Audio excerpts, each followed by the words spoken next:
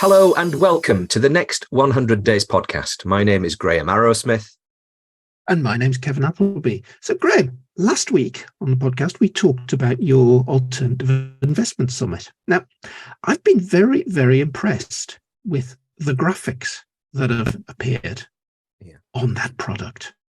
And they are, I've got to say, streets and streets ahead of Graham Arrowsmith's normal material. Graham, what's happened? Well, I've employed the services of our guest today. Well, first of all, she's younger, she's brighter, and she's really... Neither of those are difficult. Well, no, fair enough. Okay, but she's also really, really talented, and her name is Anastasiia Standret. Now, Anastasiia comes from Ukraine, and we can talk a bit more about that in a minute. But the big question, Anastasiia, is how do you spell your name? Because it's got two I's at the end, and most people will get it wrong.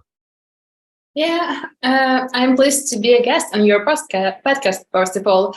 And the name in Ukrainian sounds as Anastasiia, but I think it might be pretty tough to pronounce this in English. So most people say Anastasiia, and that's okay.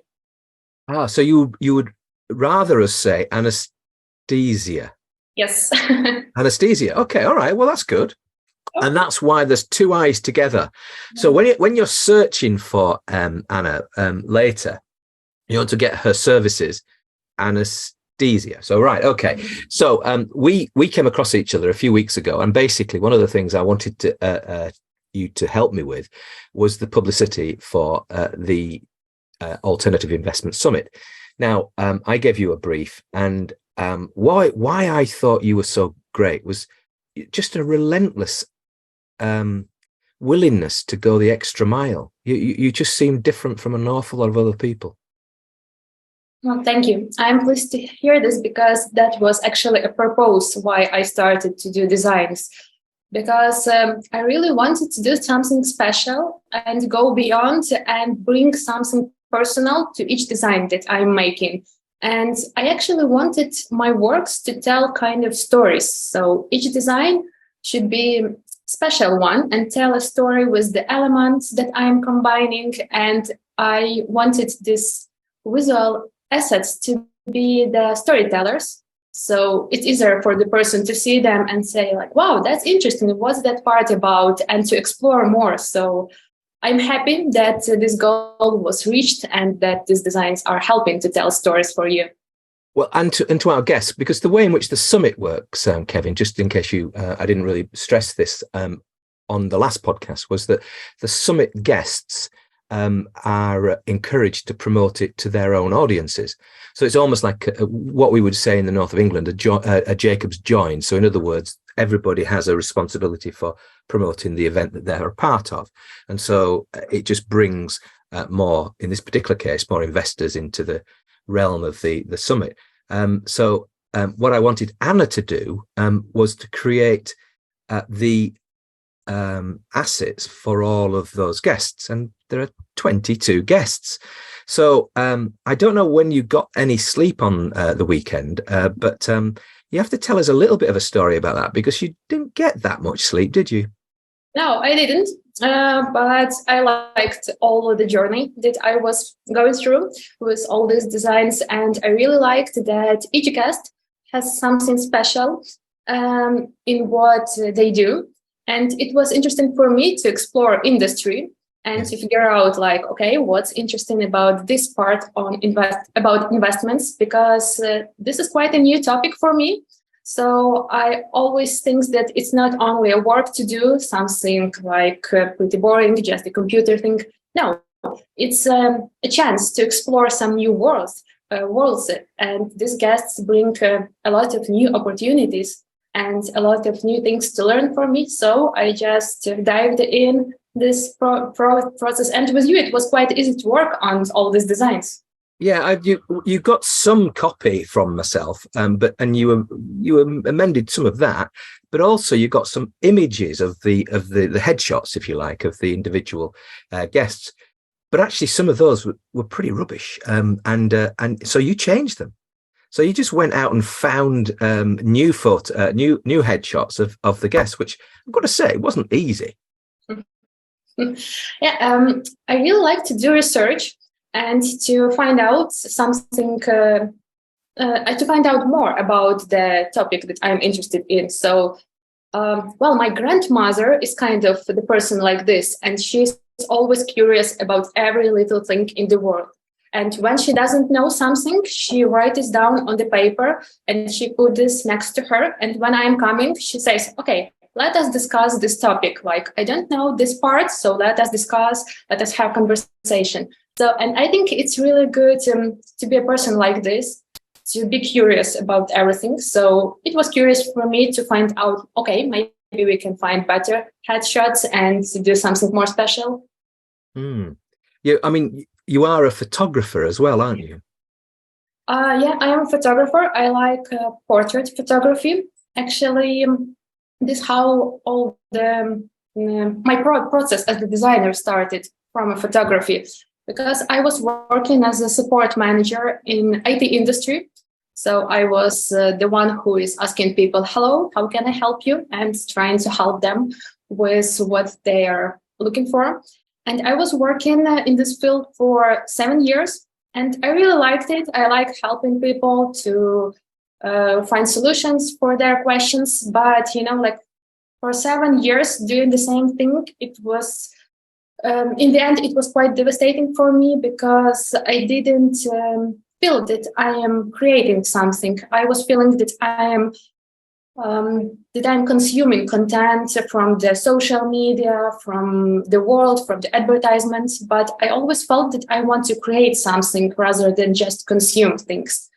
And I really liked my job that time, but it was working from 9 to 5, like 5 days a week. So I was seeking for more, and then I thought, okay, I'm interested in photography. Maybe I can have a film camera, and I started from a film photography. I like the process of creating these shots, and then to waiting what I got in the end. So then I switched to digital photography, and then I became a freelancer and combined all this in the design. So that was how it started. You're obviously very passionate about design, and what is interesting is one of your other clients that you dealt with recently is a lady called Natalie de Winter, and she said about you that you are the sweetest, most trustworthy and passionate designer you can imagine. Anna is a great person to work with. She's very sensitive to your input and ideas, and always willing to do the extra effort to make the project perfect.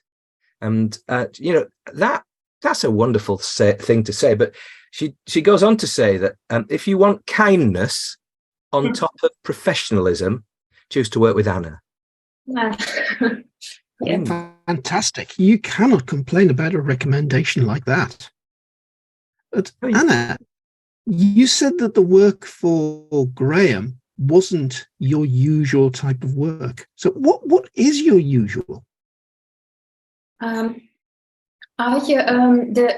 untypical part of this job was that this was the businessmen who are leading some industries, and I was not sure how to express and highlight the benefits of each industry in the collage. So it was quite a tricky part for me, because most of all people who contact me for the designs, they are just working in some creative industries, and they can just give me the whole freedom for creativity and let it just be what you imagine.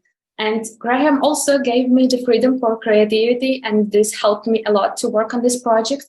But I wanted to stay in a professional line, because I understand that the visitors of the summit are looking for something professional to expand their business, to grow their income. So I was thinking if I can handle this task, and it was interesting for me. Yeah, I mean the collage that you did was fantastic. I mean it just, but more to the point, it was not just one version, but you gave more than one version, and it was just putting together this range of, I don't know, icons and things, and you incorporated all kinds of different subtle elements, like the way in which the stock price indicator goes up on the properties around the side of the at the back of the collage, and it's little things like that really are special, and you did a really, really good job, and I can't thank you enough for the work that you've done so far, and it won't be the end of it. I mean, we'll be doing other things as well, but now that we've established contact, I mean, you are in Ukraine, and the things in at the moment in your country are a bit challenging. How is it for you and your family and your friends? You still got to work and you've still got to earn money, but how is it? How do those extra pressures make you feel? Yeah, it's really the word challenging really describes the situation, and the situation is changing every day. So you're learning to adapt to this reality when every morning this can be something new that you have to deal with, and you never know what tomorrow is going to bring you. And this lasts for quite long. So it's quite difficult to live without a vision of future. Like when the war started, we were thinking, okay, this cannot last too long, because like that's a big tragedy. Maybe this will end in a week or maybe 2 weeks, well, maybe in months, but in more than a year, we didn't expect that. No. Because we didn't thought that there can be so many losers, that we were hoping, all Ukrainians, that something is going to happen that will stop this. This is far beyond our expectations of how the world is working, and all the politics and the systems. And when you figure out that this is last for more than a year, you are starting to adapt to this reality. But even that, it's really difficult to plan something, to schedule, to have your life together. And of course, you worry about your friends, about your family, because the war now got into every family of Ukrainians. There is no family who can say like, okay, I don't know what's going on. It's like, it doesn't affect our family, because some men are fighting on the front lines, women are waiting, or even women are also fighting on the front lines, people donating money, and this system is working all together. A lot of people have to flee the country, and I think almost 10 million of Ukrainians have to leave their homes. And of course, they also are waiting for something. So there are a lot of waiting for, and you never know when is this going to happen. And this brings a lot of anxiety, of course. Yeah. But even in these circumstances, you have a lot of new things to learn, because you really start to value all the things like spending time with your family, like having your home. Some basic things got so important, like you can read a lot of motivational books, watch a lot of movies, but when you find yourself in a situation like this, all these life lessons are learned with the speed of light, because you start to cherish all these little things, and you really start to understand that some simple things are so important and so valuable for you. That's wow. So how have you experienced the war firsthand where you live?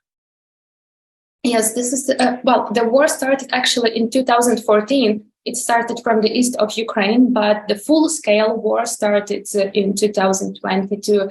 And we heard news that it can start, but we didn't believe this, that really the missiles can be falling, there can be bombarding, like we couldn't think about it. It was like a movie for us. But when it all started at the night, it was early morning, you're like, all of your mechanisms, like a human being, you are so stressed, and you put all your thoughts together, like, what should I do? Where should I go? Like, where is my family? You get so, it's like the shot of energy But then you get very stressed. Like everyone was very stressed for the first week. We lose our sleep. You don't want to eat anything.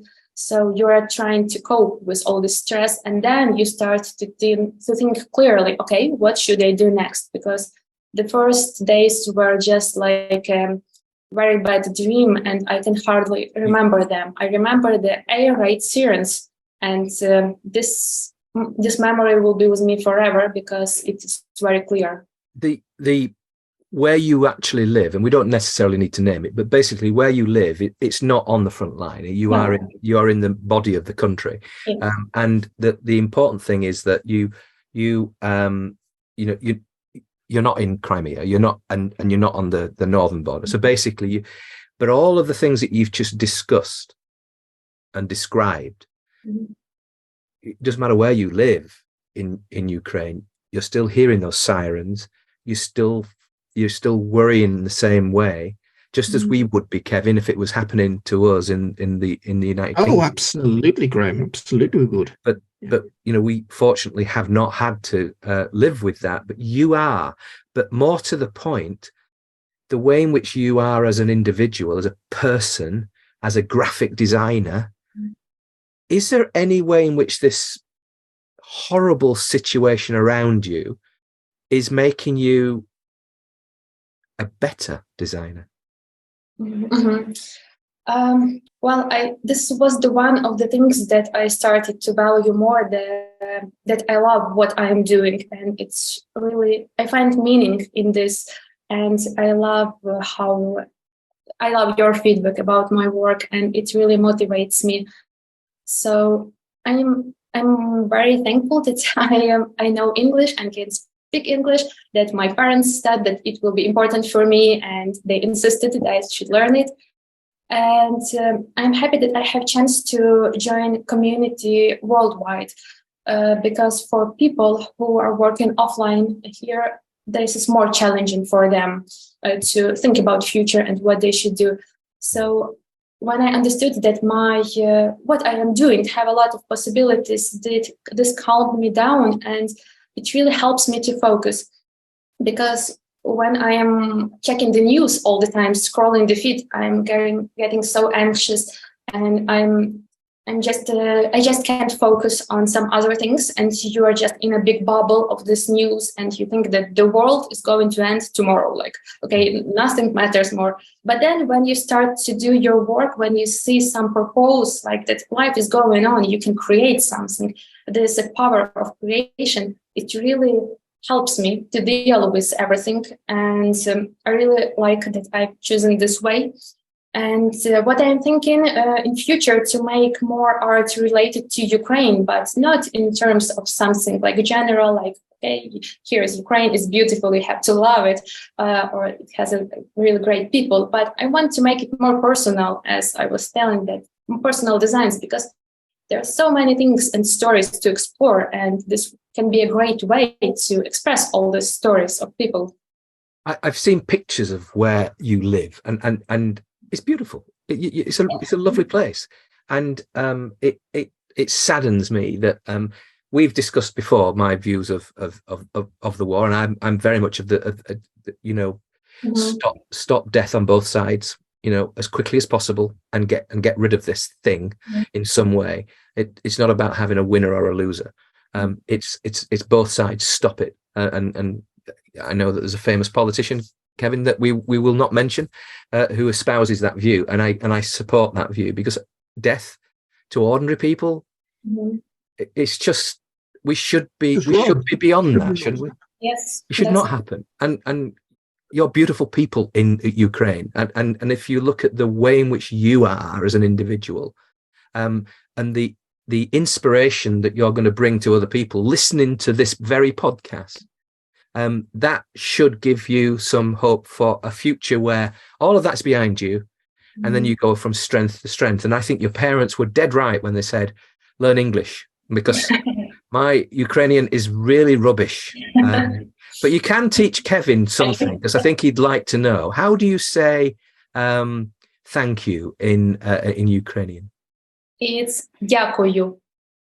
Дякую. Дякую. well. Pretty Well good. done, Kevin. Well done. He's probably been he's been researching that though beforehand. The first lesson of Ukrainian went pretty good. We should move forward. Wow. And so I mean the nice thing is though, and I know that your mother is actually over here in the UK, quite close to Kevin, as it happens.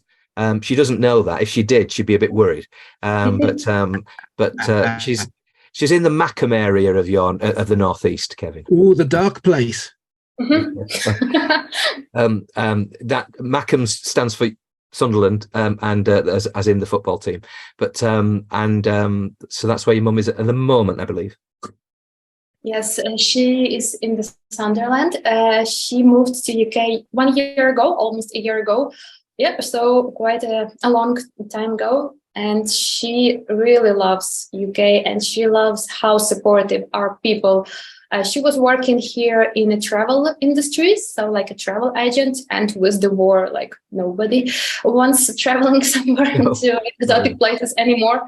No. So it was really brave that she made a decision to start everything from the scratch. And now she's working as assistant in the University of Sunderland. And yeah, she just gave it a try, and she enjoys whenever life brings to her in UK her experience. She really loves the family that hosted her because they live on a farm. And yes, and she became a farm. She had this farm experience for some time, and she really likes this nature, calmness of the place, and it was nice. We don't think of Sunderland as having farms, do we, Kevin? At the end of the day, it is actually quite a beautiful place, because you've actually got the sea. It's a seaside city, I mean, I don't really care for Sunderland because they beat us in the 1973 FA Cup final, which means nothing to you, but basically Sunderland is my team.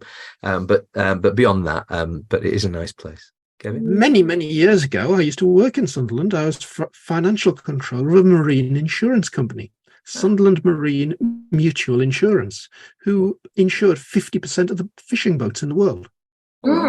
Wow, that's interesting. Yeah.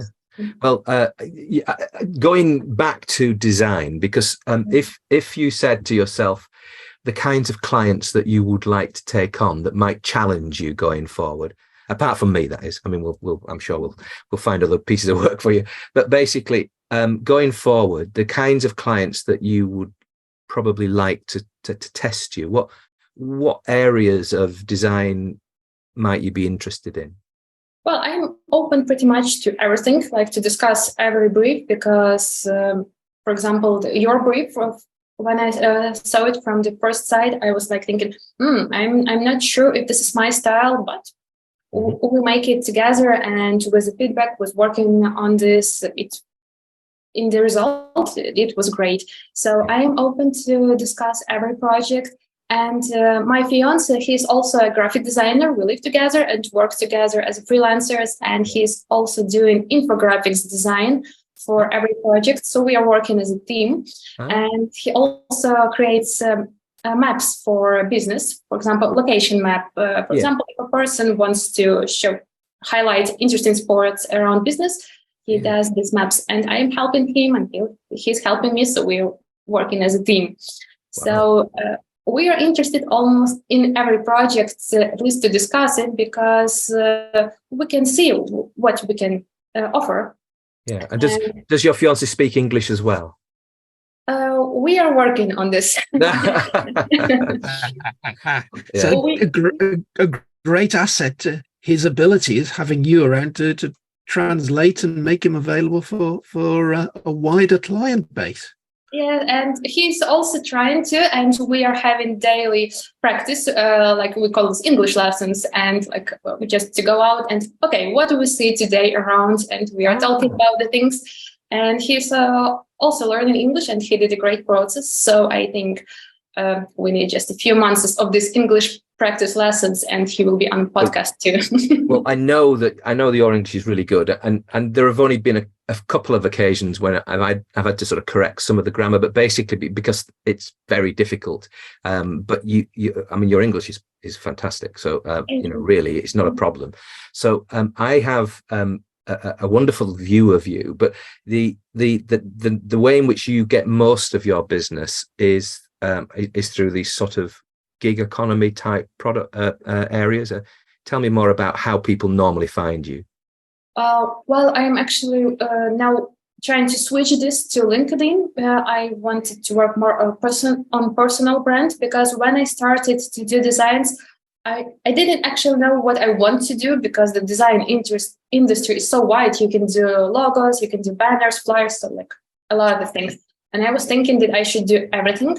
But then I understood that I should work in something more specific to be better in it. So I found some platforms for freelancers when you can post your services and just see how it goes. Yeah. And I saw interest to my works from designs, but now I would really like to work more on self-brand, to get to know people, not from platforms for freelancers, but from my LinkedIn, and to work on it. So after this podcast, I will work on my.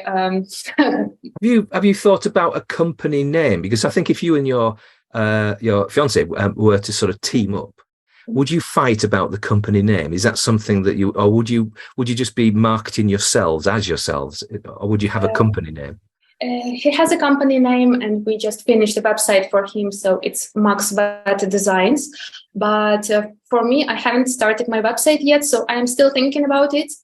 This is the part when I am switching my mind on all the time. Maybe something fancy, maybe something simple. So maybe this will be just my name, but it's quite complicated. So seems that I need to shorten the name and. Well, I think maybe Natalie de Winter had it right, and she might be the one to give you a really good clue about this. I don't know about you, Kevin, but how about the passionate designer? Because at the end of the day, it's that passion that you bring to design that singles you out, but also you are you've got that spirit that goes beyond the work, and you've kind of, it's almost like magnetic to people.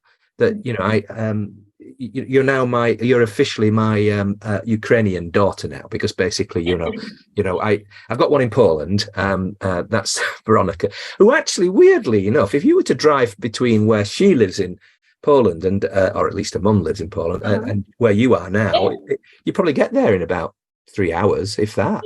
Yeah. So you're quite close to each other. So my grandfather was Polish. Say again? My grandfather was Polish, so right. We are quite connected with Poland. Yes. I know a phrase in Polish which will get me into trouble, because a friend of mine, there used to be a Polish waitress in a restaurant that we used to go to in London, and he told me this phrase, which, oh, go on, I will. You probably don't know what it means anyway. So he says "Daj mi buzi," and it means "give us a kiss." But apparently, anyway, never mind. So if you say that to a Polish waitress, Kevin, you'll probably get a slap across the face. So this reminds me of all the stories when a certain Paul Gascoigne played for Newcastle United, and we bought a couple of South American players. Yeah, a Brazilian centre forward, for instance, called Mirandinha, right. And we left it up to Gaza to teach him English. You can imagine the outcome. Well, he can barely speak English anyway, but wonderful footballer, but not necessarily the most erudite of people. But having said that, moving back to you, Anastasiia, what would you say to you becoming this passionate designer with this wonderful array of products, including a link to your fiance's website as well? If you became really, really successful, would you want to stay in Ukraine, or would you want to lift yourself up and join your mum in Sunderland? I see my future in Ukraine, and I would love to stay in Ukraine, but I really love traveling and exploring world. And I love the slow traveling, like when you don't have like 2 days here, the next 2 days I'm exploring museums, and you are just running and running with your backpack. I really love to explore the life of locals, and like, okay, so what they eat, where do they go, what they talk about, and everything. I am really curious about this, and I would love to have some time to spend in UK, because I don't know, but the life is bringing me amazing clients from UK, and it's always such a connection, not only work to do, but we always have really interesting conversations, and somehow UK is calling me. So maybe I should. You will be very welcome here, and but you already know that. So, but I think from my point of view, Kevin, I think this young lady's got real talent. She's demonstrated it, and I don't know, what would you like to say to her before we wrap things up? I would say every success for the future. I love some of the stuff you design, and Graham actually sent me 2 images saying, "Which do you like best, Kevin?" I'm not sure. And there were arguments going on in the Arrowsmith house about which one to use. And I must admit that, hang on, Graham, these are both absolutely brilliant. They're both blowing me away. So I think, Anna, you're just doing some fantastic work. Thank you. I heard so many compliments today that I have to process this all over the day. And thank you. You will. I mean, I like the idea that you are one of those people that you can slow travel, because if as long as you have an internet connection and the ability to train yourself wherever you are to work, then and have that capability, then there's no reason why you can't take your business on the road. And I think that would be a really, plus it would be incredibly what's the right word? It would be very creative for you. My daughter-in-law, I might have told you this, but my daughter-in-law helps Aston Martin, the car company. She designed some of their locations. So they've just launched an Aston Martin store, if you like, in New York. She did a lot of the design for that. Now, not the cars, that's other things, but the actual environment in which they are. But she recently went out to Japan to have a look at some of the the structures and the inspiration from there, and she's been to other parts of the world, and it's all about learning. And she comes from Brazil, so she's Brazilian, and so she has lots of different perspectives. But travel improves the way in which she communicates to the world through her work, and I suspect that's one of the things that would benefit you.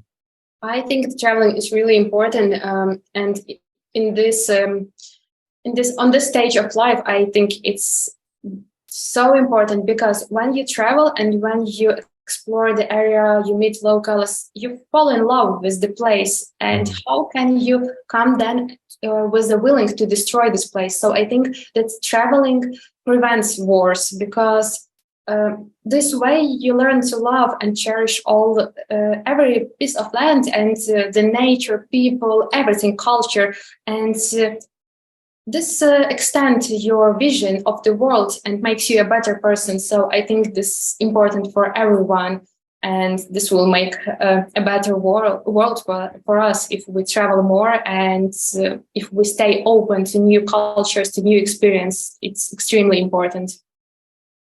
It's not every time that we get a guest, Kevin, who's so inspirational, and in a situation that you find yourself in, Anna, that you still have a really sweet, trustworthy, passionate side to yourself, but in trying circumstances. And but I think your future, one way or another, is assured. And I think if you keep doing the things you're doing and plan to do, then I think you'll be I think you'll be happy with your life. And I think that's the level at which you can actually, the money will take care of itself, but basically the happiness that you get from the work that you do and the joy that you bring others will be will be in massive quantity. So I think you will do really well. And I'm so pleased that you accepted our invitation to be a guest on the Next 100 Days podcast.